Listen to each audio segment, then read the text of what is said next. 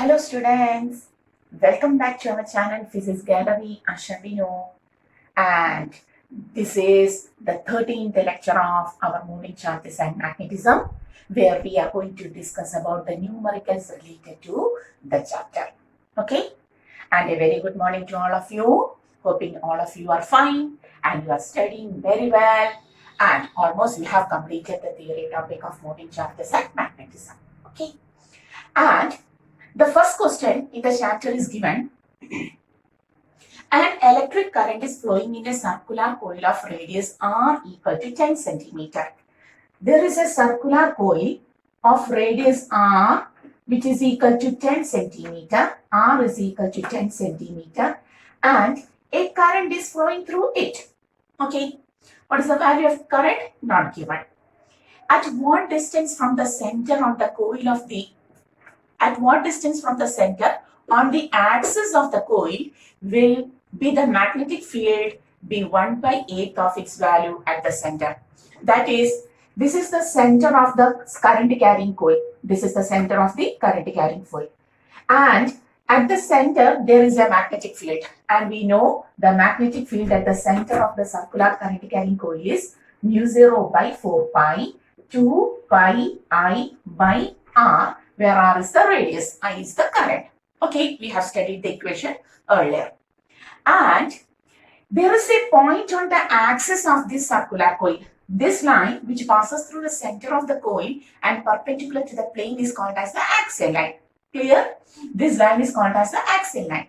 And at the axial line, there is a point where the magnetic field is found to be 1/8 of its value of the center.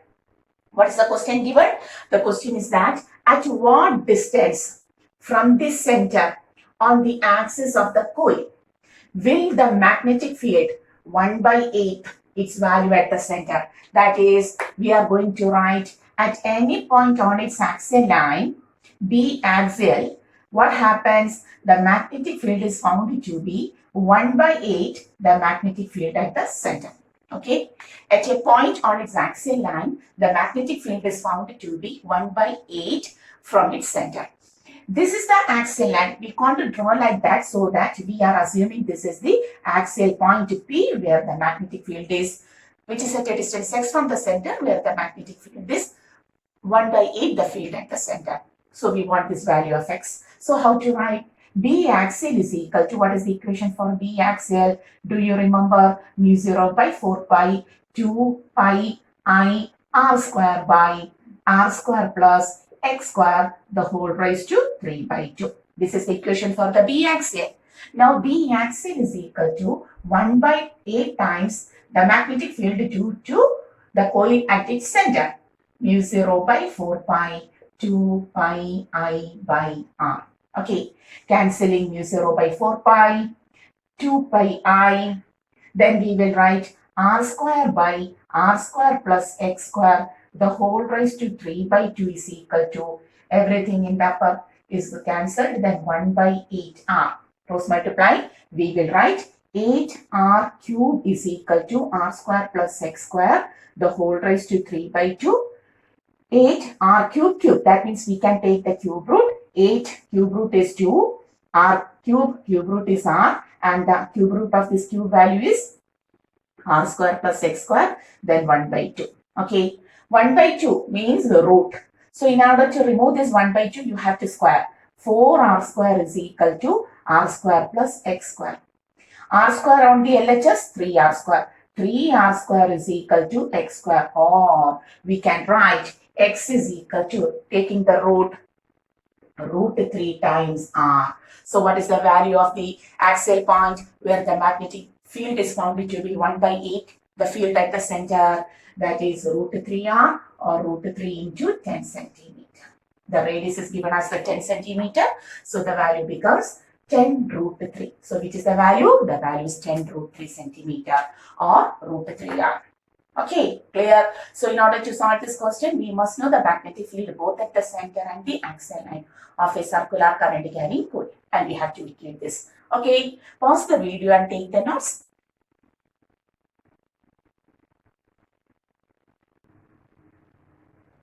So we are going to the next question.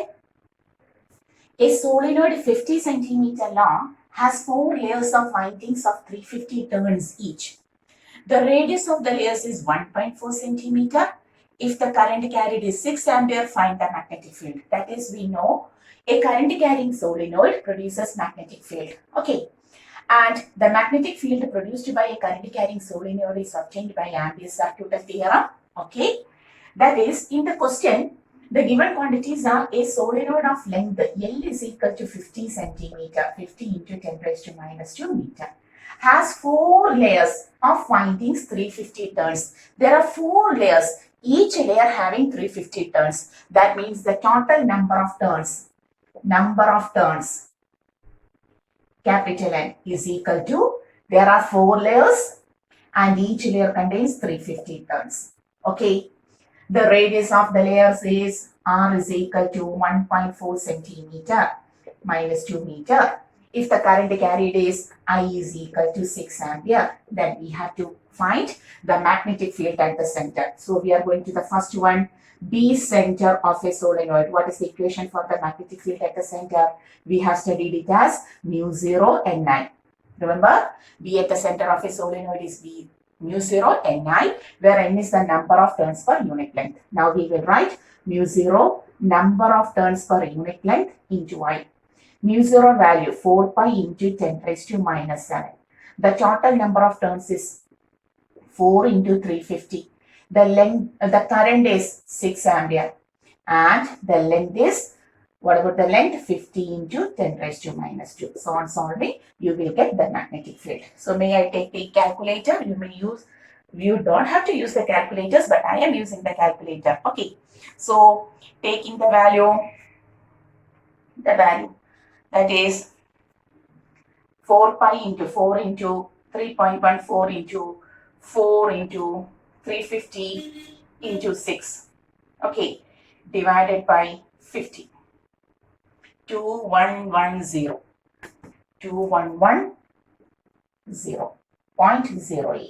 into minus 2 becomes plus 2. Plus 2 and minus 7 becomes 10 raised to minus 5. And on solving 1, 2, 3, you will get the magnetic field at the center as B center is equal to 1, 2, 3, 2.1 into 10 raised to minus 2 Tesla. So what is the magnetic field at the center? The magnetic field at the center becomes 2.1 into 10 raised to minus 2 Tesla. Clear? Okay.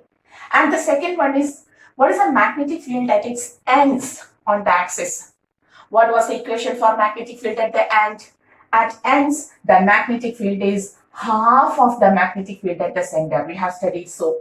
So B at ends is equal to B center by 2.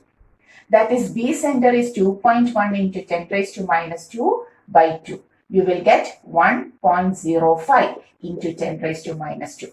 That is, B at ends is equal to 1.05 into 10 raised to minus 2 Tesla. And finally, what is the magnetic field at the outside? We have studied for a solenoid, for a current carrying solenoid, all of the field is concentrated inside. The field outside is 0. So for any outside point of the solenoid, the magnetic field will be 0.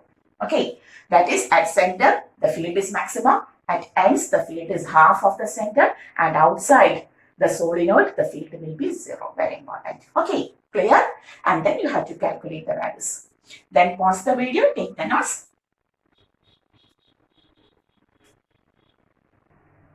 So we are going to the third question. And the third question, a long straight wire AB carries a current I. There is a long straight wire AB which carries a current I. Okay. So suppose we are taking the current direction like this. A proton P travels with a speed V parallel to the wire at a distance D from it in a direction opposite to the current. So at a distance D from this current carrying wire, a proton is present. A proton P is present. And it is moving parallel to the wire. This proton is moving parallel to the wire in a direction opposite to the current. That is, the proton is moving like this with a speed V opposite to the direction of current as shown in the figure. We have taken the figure as such. what is the force experienced by the proton and what is its direction. That is, this is a current carrying conductor and the current carrying conductor produces a magnetic field surrounding this. Okay, the magnetic field will be like this. The current carrying conductor produces a magnetic field surrounding this. And the proton is moving with a velocity v in this magnetic field provided by the current carrying conductor. Okay, so what is the direction of magnetic field provided by the current carrying conductor at this region where the proton is moving? The proton is moving in the region of field due to the current carrying conductor. That means at the point where the proton is moving, we have to take the direction. So, in order to find the direction of current carrying conductor, the magnetic field due to the direction of current carrying conductor, we have to use the right hand thumb rule. We have to use the right hand thumb rule. So, picking this conductor in our right hand in such a way that the current directs towards the direction of current, and then take the tips of the finger at the point where the proton is present and take the tangent. This is the current, this is the point, and take the tangent at that point. That is, tangent means into. So field is into. Okay, field is into the plane. The charged particle, the proton is moving perpendicular to the field.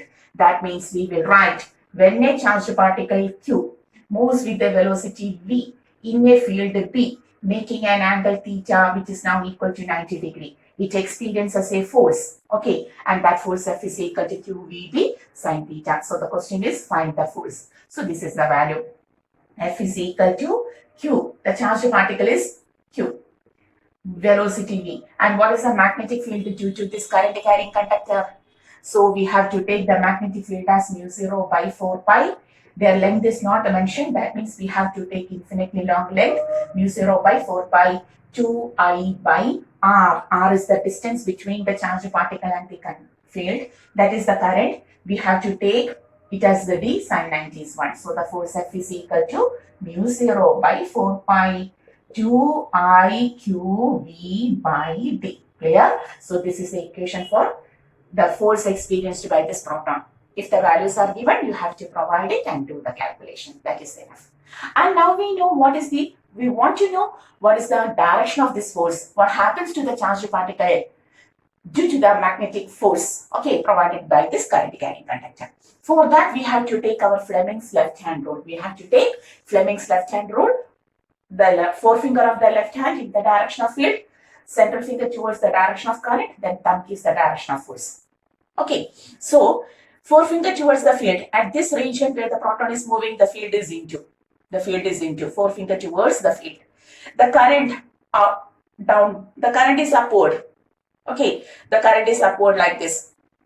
The current is upward like this. Then what about the direction of thumb? Forefinger towards field, current towards upward, and the direction of thumb is towards the left. That is, it moves towards left.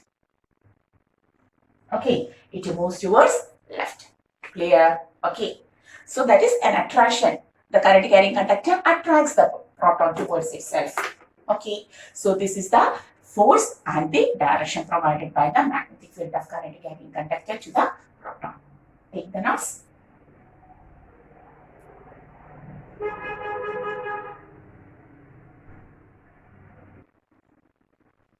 Okay. So here we have taken the direction of current. Is there any mistake? Yes, we think so. That means the velocity of the charged particle is downward. Once more, take the direction correctly. Forefinger towards the field. The charged particle is moving downward. So the velocity is downward. QVB sin theta. Velocity is downward. Then the magnet. Note about this. Here the charged particle is present. So forefinger towards field. The charged particle is moving, the positively charged particle is moving downward. That is the current due to the proton is downward. Then thumb towards the right. Sorry, we have written it as left. It is correctly right. We have to say that is the proton is directed away. We can write the proton is directed away from the current carrying conductor. Current carrying conductor. The proton is directed away from the current carrying conductor. Okay, because the charged particle is moving down. The current due to the charged particle is down. Okay. Clear? Take the notes correctly.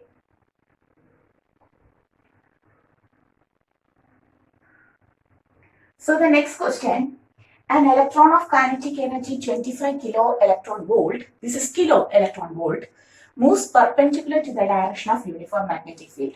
We know when a charged particle is perpendicular to the magnetic field, what happens? The path becomes circular. Okay.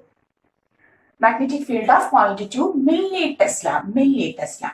Calculate the radius of the circular path and the time period of the revolution. So the path is circular with the radius r. And what was the equation for radius r? mv by qb. Okay. So what are the given quantities? We have got the energy, kinetic energy is 25 electron volt. Moves perpendicular to the field B is given 0.2 milli, 0.2 into 10 raised to minus 3 Tesla. Electron is moving, so the charge of electron is 1.6 into 10 raised to minus 19 coulomb, and the mass of electron is 9.1 into, all of the values are known to us, the mass of charge of electron, mass of electron. Charge is 1.6 into 10 raised to minus 19 coulomb, and mass is 9.1 into 10 raised to minus 31 kilogram. Okay. Then we have to take radius. For that, mass is given, charge is given, field is given. But whether velocity is given. But energy, we know kinetic energy is equal to half mv square. Okay, so v square is equal to 2e by m and v is equal to root of 2e by m. So everything is over. R is equal to m by qb into root of 2e by m. Okay, you may put this m inside, then it becomes r is equal to root of 2e m square by m if you want, into 1 by qb. M and m is cancelled, then r becomes r is equal to root of 2e by m, root of 2em into 1 by qb, providing the values. Root of 2 into, what is energy? 25 electron volt. Convert.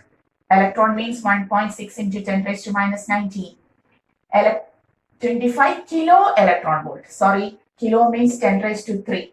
And mass is equal to 9.1 into 10 raised to minus 31 kilograms. Everything in the root. Then divided by charge 1.6 into 10 raised to minus 19 into B. 0.2 into 10 raised to minus 3. Okay, so now the only pending topic is the calculation. Do the calculation by yourself and comment the answer in the comment box. Okay, give the answer in the comment box. So this is the equation. R is equal to mv by qb. Since velocity is not given and energy is provided, we can write energy is equal to half mv square.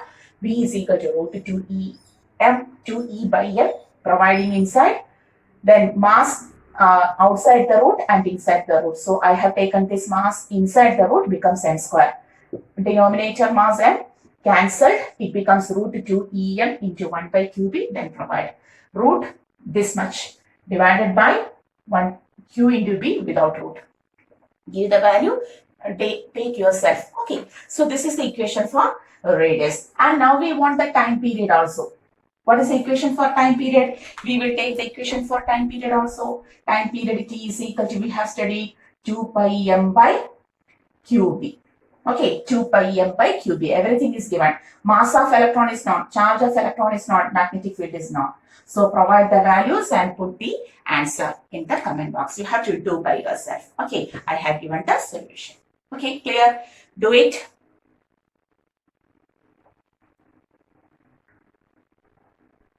So the next question, a beam of protons with a velocity of 4 into 10 raised to 5 meter per second enters a uniform magnetic field. So the charged particles are proton. Mass of proton is 1.67 into 10 raised to minus 27 kilograms, and charge of proton is 1.6 into 10 raised to minus 19 coulomb. We know that. Enters with a velocity v equal to 4 into 10 raised to 5 meter per second. To a uniform magnetic field of strength is equal to 0.3 Tesla, making an angle 60 degrees. So tell me what happens when the charged particle enters, making an angle theta to the field. Okay, the path becomes helix. And we want the radius of the helix, first one. what is the equation for radius of helical path? mv sine theta. The radius is provided only by the sine component of the velocity vector. mv sine theta by qb. You may put the value. Mass is 1.67 into 10 raised to minus 27. Velocity is 4 into 10 raised to 5. Sine 60. What is sine 60? Root 3 by 2. Then Q 1.6 into 10 raised to minus 90 into B is 0.3 Tesla. Okay. Okay. Then put the value and give me the answer.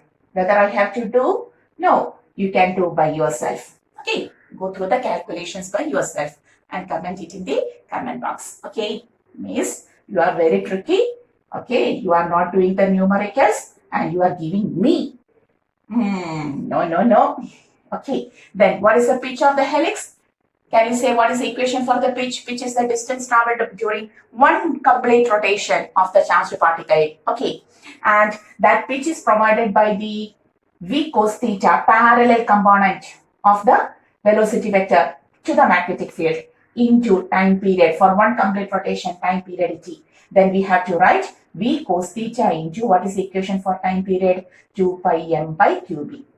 Similarly, provide the values v 4 into 10 raised to 5, cos 60 1 by 2, 2 pi 3.14 or 22 by 7, mass is 1.67 into 10 raised to minus 90 minus 27. What is this? 10 raised to minus 27. Then charge divided by charge 1.6 into 10 raised to minus 90 and B is 0.3 Tesla. Okay. So my dear students, can do the calculation by yourself and give the answer in the comment box. Okay. So this is the topic. The radius of the helical path is mv sine theta by qb and the pitch is v cos theta into t. Okay. Good. Do.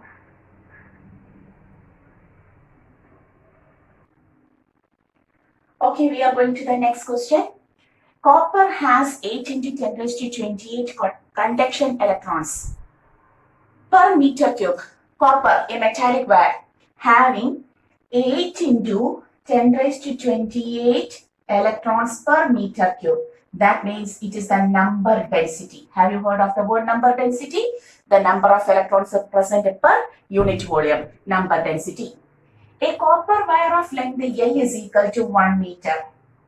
Cross-sectional area A is equal to 8 into 10 raised to minus 6 meter square. Carrying a current and lying at a right angle to a magnetic field of strength B is equal to 5 into 10 raised to minus 3 Tesla.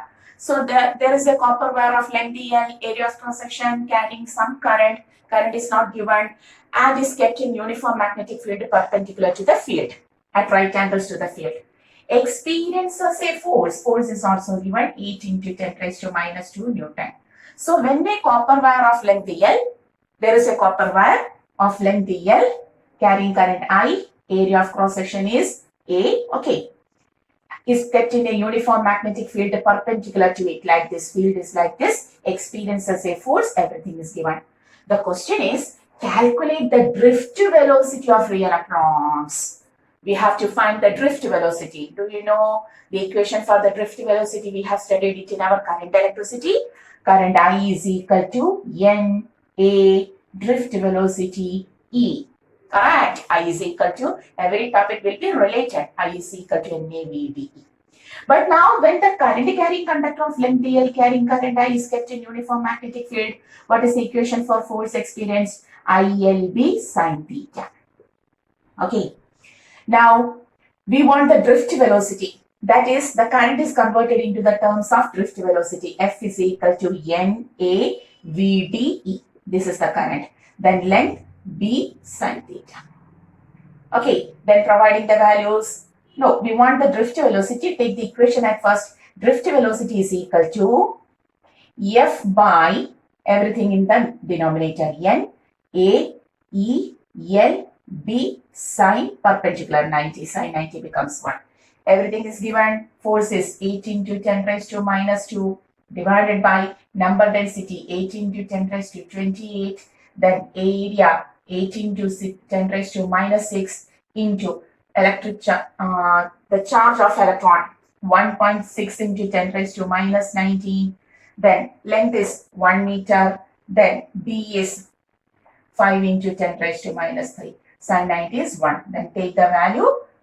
Yes, miss. Yes, miss. Next sentence we know.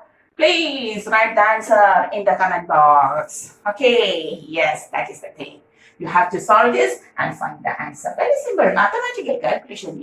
It will be done by yourself correctly. Okay. If you comment it in the comment box, I will give yes or no. And also the correct answer in the box. Okay. Do by yourself.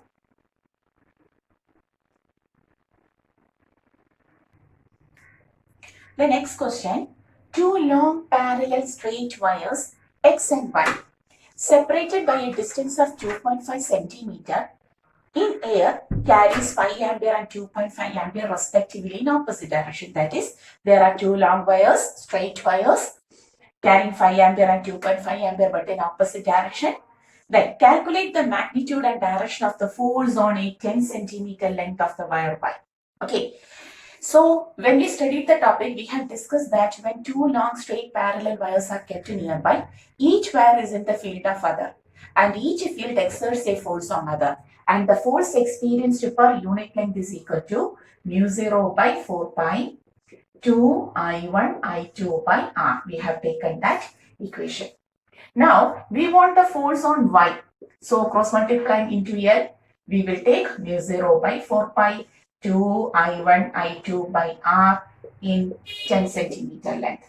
Providing the value 10 raised to minus 7 mu 0 by 4 pi 2 into current is 5 ampere, then 2.5 ampere, length is 10 centimeter minus 2 meter, then the distance is 2.5 into 10 raised to minus 2 meter. Okay, yeah, this calculation I will do. 2.5. Miss, this is not the correct way. Okay, 2 into 5, 10, 10 into 10, 100, 2 zeros, 10 raised to minus 5 in Newton. So what is the force experienced by the Y per unit 10 centimeter? That is 10 raised to minus 5 Newton. Okay, clear? Yes, take the notes.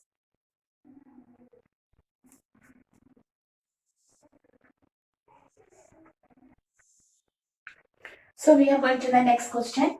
A rectangular loop of wire of size 2.5 centimeter into 4 centimeter. The figure is given. The figure is given like this. 2.5 centimeter, A, B, C, D, a current. This is 4 centimeter. Then there is a current carrying wire which carries a current I, which is equal to 2 ampere, is kept near the loop as shown, and the distance is also given as this is 2 centimeter. Okay, the figure is also given.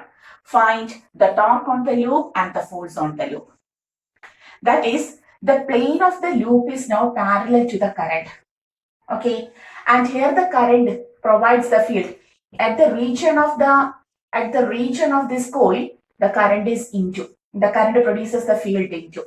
Okay, we will discuss. The first one, torque. What was the equation for torque? M cross B. Tau is equal to mb sin theta.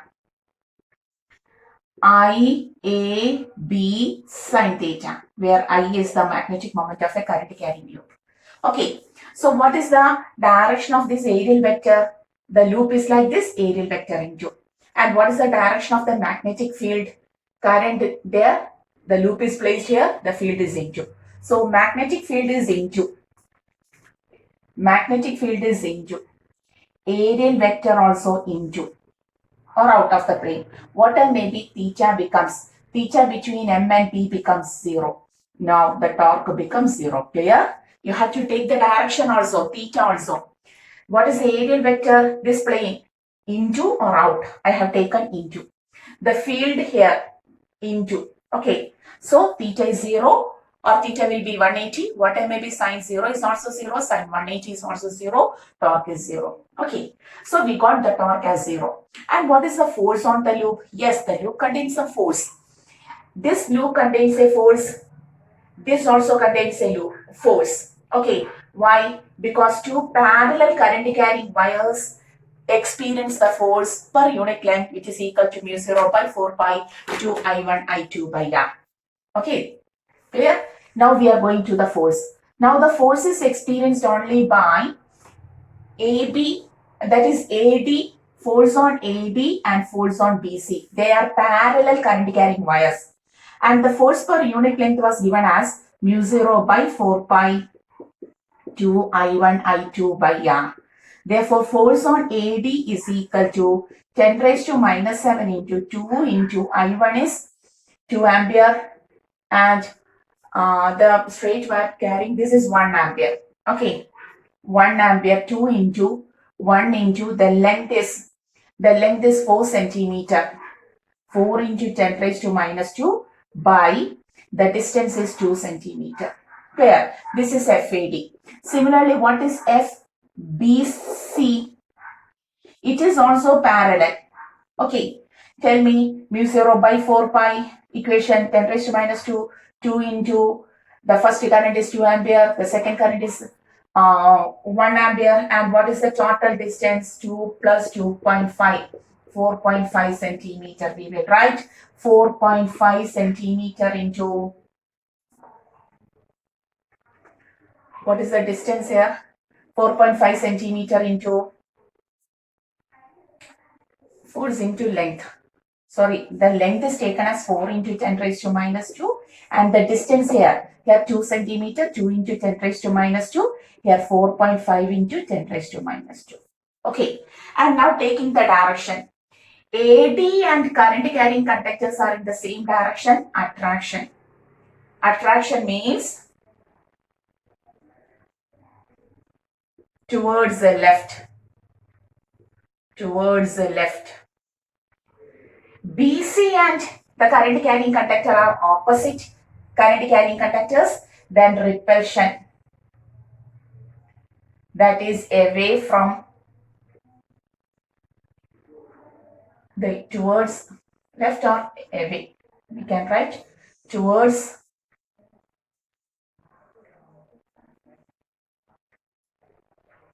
right.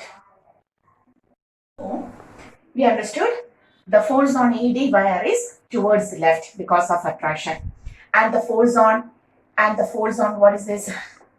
And the force on BC wire is towards the right.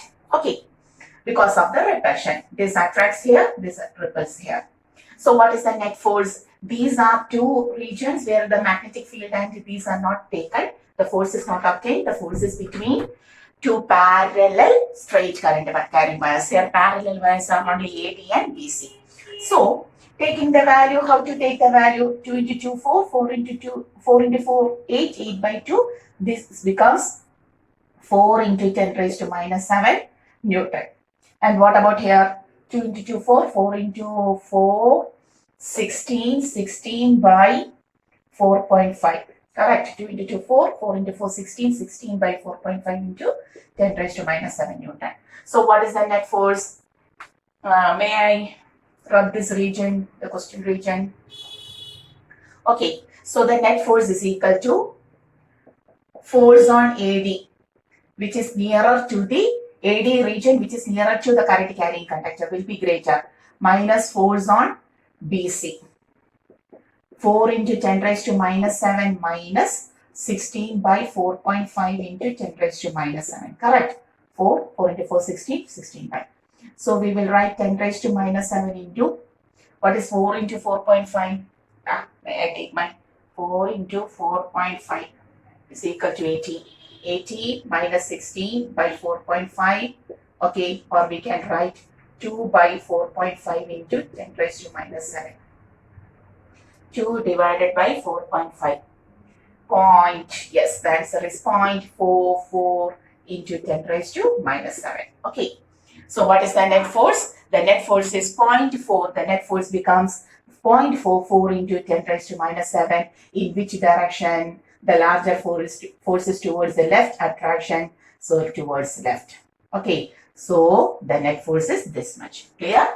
That is, here there was no torque because theta was 0. And here also the force on AB region and DC region not to have been taken because they are not parallel current carrying wires with that of this 2 ampere current carrying wire. There are only two regions are parallel, AD and BC. Have to take the force on AD which is greater and force on BC which is lesser. This is towards the left attraction, this is towards right repulsion. So the net force is force on AD minus force on BC. Okay, take the knots.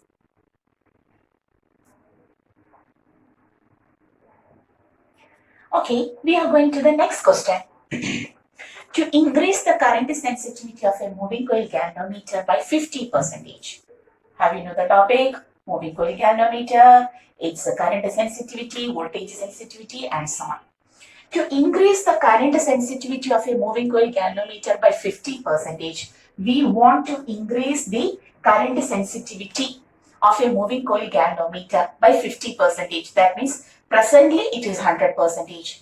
We want to add 50%, 150%. What does this 50% means? Already the value given is taken as 100%. The present current sensitivity is 100%. We have to increase it by 50%. That is, the new current sensitivity will be 100%, then 50% of it. It becomes 150%. Understood the idea?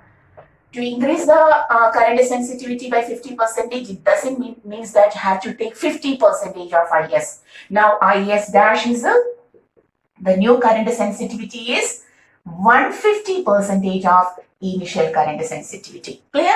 We have to increase 50 more. Already 100 is present, then 50 more. That is 150%. Okay. For that, its resistance is increased so that the new resistance becomes, for that we have increased the resistance by 2 times its initial resistance. Okay. Then by what factor does its voltage sensitivity changes? When the resistance is increased, voltage sensitivity changes. So what is the change? Okay, we will do. The first sentence states that the new current sensitivity is 150%. That is by 100 percentage. Convert the percentage by 100 of the initial sensitivity. What is the equation for current sensitivity? Do you remember? NAB by C or K. We will take it as coupled purchased as C or K, as you like. Now we will write N dash, A dash. The field is constant. Coupled purchased is constant. Is equal to 150 by 100 may be taken as 3 by 2. Initial value NAB by C. Cancelling, we will write N dash, A dash is 3 by 2 of NA. Okay, when the current sensitivity is increased by 50%, the relation between the number of turns and the area of the coil becomes N dash A dash mu will 3 by 2 of initial. Okay, that is normal. Now, by doing this, what factor does the voltage sensitivity change? The voltage sensitivity was taken as NAB by C theta. Oh, C R. This is current sensitivity. Okay. CR. Now the equation becomes voltage sensitivity. The initial voltage sensitivity is NAB by CR. And the new voltage sensitivity becomes N dash, A dash, B same, C same. And the resistance is taken to twice, 2 times R. Okay. Or Vs dash is equal to N dash, A dash is 3 by 2 of Na. 3 by 2 Na, B by C, 2R. Where I will write, may I write here? Now it becomes Vs dash. The new voltage sensitivity is 3 by 2 into 2, 4. 3 by 4 of NAB by CR, which is the initial one. So Vs dash is equal to 3 by 4 of Vs. The new voltage sensitivity is only 3 by 4, 75%. What is 3 by 4 means? 75% of the initial value. When the resistance is increased by twice, the new voltage sensitivity obtained is only 75% of the initial. So the question was, by what factor does its voltage sensitivity changes? Presently, only 75% is present. That means what is the change? 25% decrease. So how to take the value? Presently the value is 75% of the initial value. So what is the change? What is the factor by which it changes? 25%. 25% of voltage sensitivity is decreased by increasing the resistance to 2 times and the current sensitivity on making 50%. Both the current sensitivity is made 50% and the resistance is made 2 times. In such a case, the voltage sensitivity decreases by 25%. A very good question, previous year question. Do it. A galvanometer with a coil of resistance 12 ohm shows a full-scale deflection for a current of 2.5 milliampere. So in the next question, there is a galvanometer, moving coil galvanometer with resistance. The resistance of galvanometer is taken as G and it is 12 ohm. Shows a full-scale deflection, that is the current in the galvanometer is maximum when there is 2.5 milli minus 3 ampere. Then we have to convert it into ammeter and voltmeter. We have studied how to convert a galvanometer into ammeter, the first one.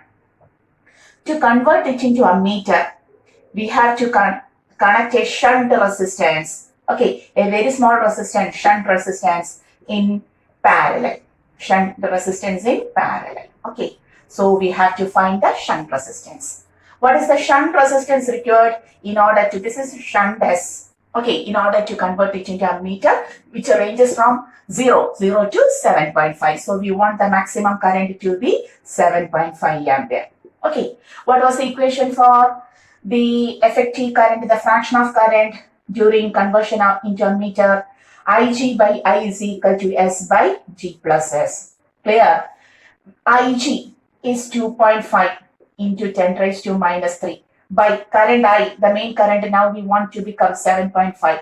We want the shunt resistance. The galvanometric resistance is 12 plus. Yes, just calculate it. 10 raised to minus 3 becomes plus 3 on denominator. 25 by 75 into 1000 becomes S by calculation. Cross multiplying 25G plus 25S is equal to, oh, what is this? 75000. Yes, very good. So now what is the value of G? You know the G value is 12. Correct? 12. So 25 into 12 plus is equal to 75000. Yes, minus 25S. What is this? May I take my calculator? Oh yes, why not? 25 into 12. But you have to do by yourself. Okay, 300 is equal to, what is this? 75000 minus 25. Okay, 74975. Okay, correct?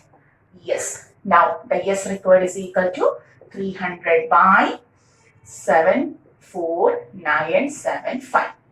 Once more, with your permission, I am taking my calculator. 300 divided by 74975 is equal to 4 into 10 raised to minus 3.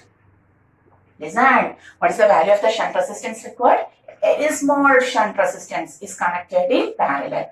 The value is 4 into 10 raised to minus 3 ohms. Okay, this much small resistance has to be connected in parallel.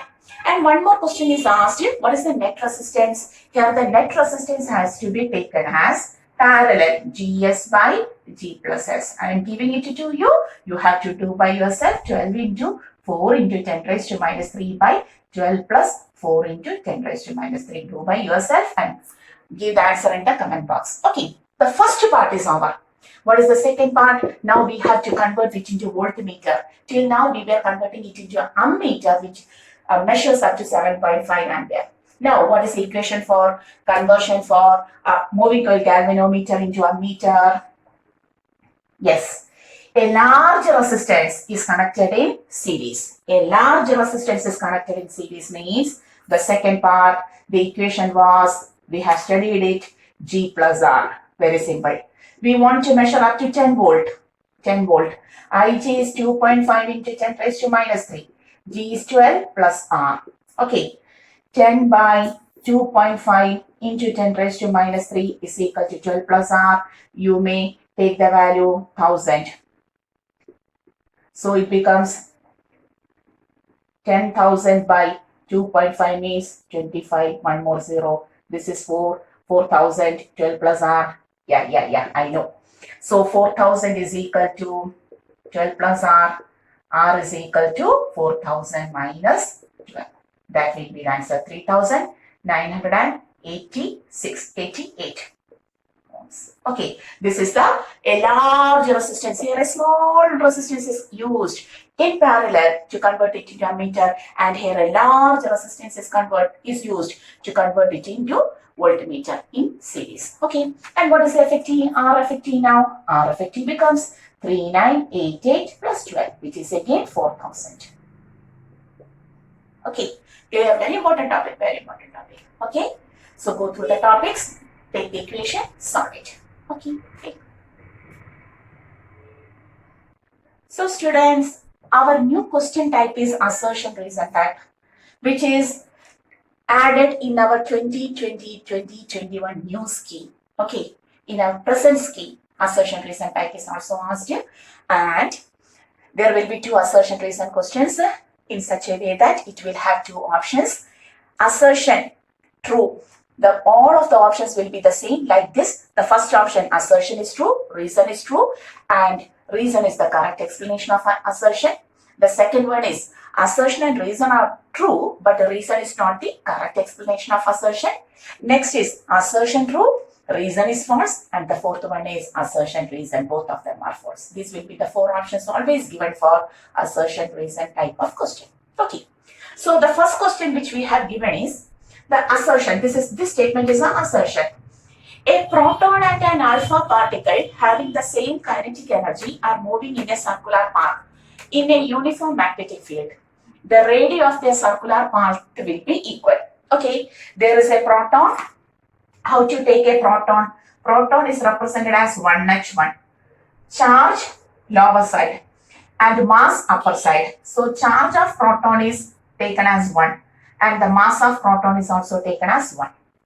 There is an alpha particle. Alpha particle is helium nucleus with charge 2 and mass 4. So charge of alpha is 2, mass of alpha is 4. Okay. They are moving with the same kinetic energy. Their kinetic energy is same. Their kinetic energy is same. And describes a circular path in uniform magnetic field because they are just perpendicular, and the radius of the circular path. What is the equation for the radius? R is equal to mv by qb. M is given, charge is given, b is given. But what about the velocity? Kinetic energy same. Half mv square is equal to energy. V is equal to root of 2e by m. Okay, we will write here we will write m into root 2e by m divided by qb. Taking this m inside, the r becomes 1 by qb root of 2e m square by n, or r becomes, can you see, r is equal to 1 by qb root of 2e m. This is the equation for radius now. Now, both of the proton and alpha particle enters into the same field. That is, B is constant. Their kinetic energy is constant. 2 is constant. Now the equation relation becomes R is proportional to root of mass and the charge like this. Okay, charge like this. That is, R of proton by R of alpha particle is equal to root mass of proton by charge of proton, and take the alpha value inverse, charge of alpha by root of mass of alpha. Okay, root mp 1, mass of 1, charge of proton 1, charge of alpha 2. I have taken here everything. Okay, root mass of alpha is 4, root 4 is again 2. So 1 by 1. Rp is equal to R alpha. The radius of the circular path will be equal. Go through the topic once and once and once more, then understood. The first statement is correct. I have given everything here. Okay, the first statement is perfectly right. Okay, and what about the reason? Any two charged particles have equal kinetic energy. Any two charged particles having equal kinetic energy entering into a region of uniform magnetic field in a direction perpendicular to the field will describe the circular trajectory of equal radii? Correct. Never. The radius, if the two charged particles having equal kinetic energy enters perpendicular to the field, they undergo circular path. Correct. But the radius of that circular path purely depends on root of the mass and charge. Only if root m by q is constant, root m by q is constant, then only the radius will be same. If the root m by q is not equal to 1, okay, is not equal to 1 when we take the ratio, then the radius will be not be same. That is, the radius depends on, here we will write r depends on root m by q. So when the mass and charge, this ratio changes. When the ratio of root m by q for two charged particle changes, the radius changes. So this statement is wrong. They always gives the radius of the circular path of equal radius. That is wrong. Only when root m by q is constant, then only the radius will be same. Okay, so we can say assertion is true, reason is false, answer is C option. That is our third option. Clear? Clear. Assertion reason type is a little bit difficult level when we compare it with the numericals, because without proper concept, we cannot go to the correct answer. Okay, so you have to practice this. Take the notes. The next question, an assertion and reason is given. The magnetic field produced by a current carrying solenoid is independent of its length and cross-sectional area. Oh, what was the solenoid? This is our solenoid. And what is the magnetic field? Mu 0 Ni. Okay, that is mu 0 capital N by N. Okay, we want this much. This is the basic equation, not want to change the components. This is the equation mu 0 Ni. So, the magnetic field due to solenoid depends upon the medium, permeability of the medium, current I, and not the total number of turns, the number of turns per unit length. We want the number of turns in 1 meter. Okay, that is total length or total number of turns is not at all a factor. So, the magnetic field produced by a current carrying solenoid is independent of length, correct? We don't want the total length. We want 1 meter length, unit length, and also cross-sectional area. Is there any area here? This is also correct. So, reason as a whole is correct. Now, assertion as a whole is correct. Now, we are going to reason the magnetic field inside the solenoid is uniform. Yes, the magnetic field inside the solenoid is uniform. Inside its axis is uniform. Only at x it becomes half of the B at the center. Inside it is uniform. That is, this is also correct. So we can say assertion and reason are correct.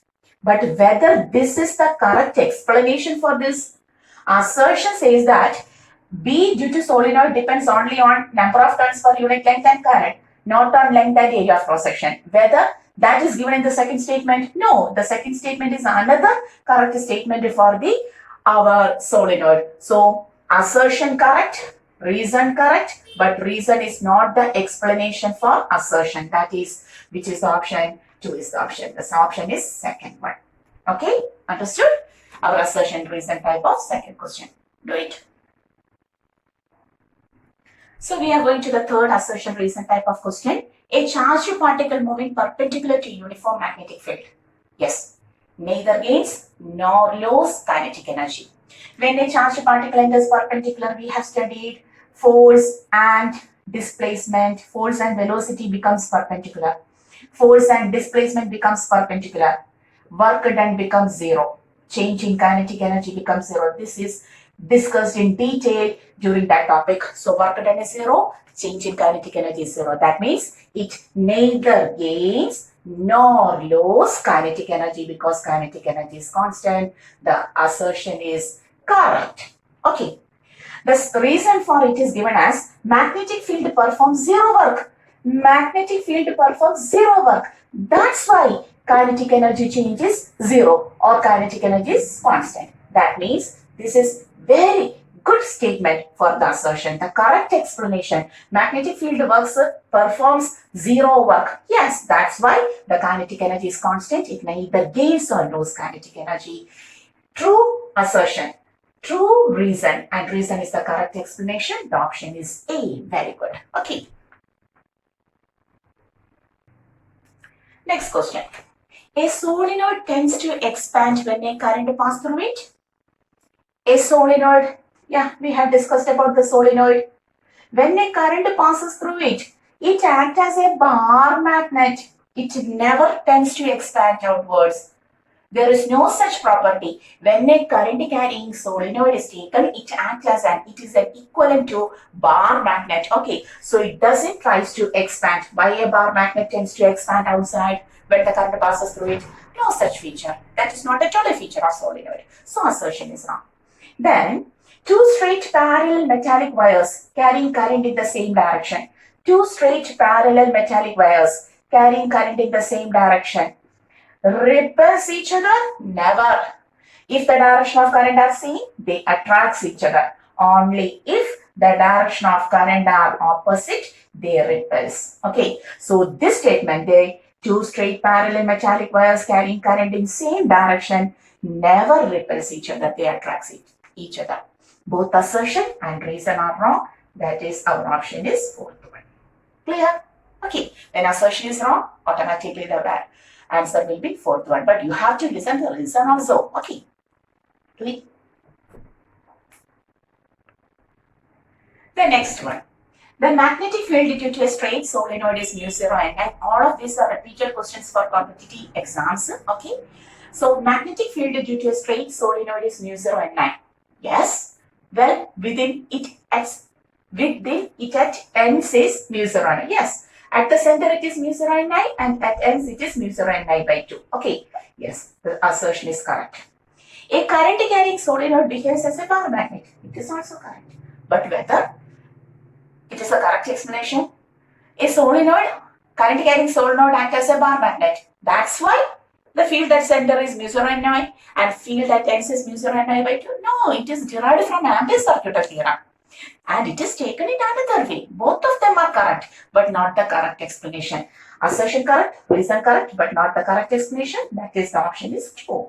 Okay, the two statements are correct, but this is not at all a reason for the first assertion given. Okay, take this. Next question. A current carrying coil in magnetic field is in stable equilibrium when M is perpendicular to B. Equilibrium means torque must be 0. MD sin theta must be 0. Sin theta must be 0. Theta must be 0 or 180 degree. When theta is 0, it is called as the stable equilibrium. Okay, you have studied so. And when theta is 180 degree, it is unstable equilibrium. So, stable equilibrium is obtained when M and B are parallel to each other. Here it is given that M is perpendicular to B. So whether it is in stable equilibrium, assertion wrong. Clear? It will be in stable equilibrium only when theta is 0, that is parallel.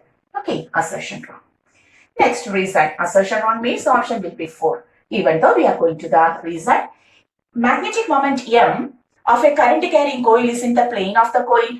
Suppose we have taken a current carrying coil like this. Okay, if this is the current carrying coil, what is the direction of magnetic field? This will be the direction of magnetic field. Current carrying coil, this is the direction of magnetic field. That is inside north region, outside south region. Okay, this is north, inside region is north.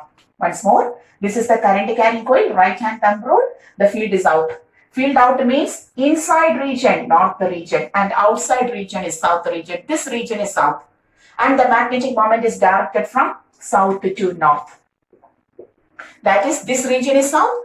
Magnetic field lines from north to south. this north to south, and this region is south, this point is south, south to north, south to north.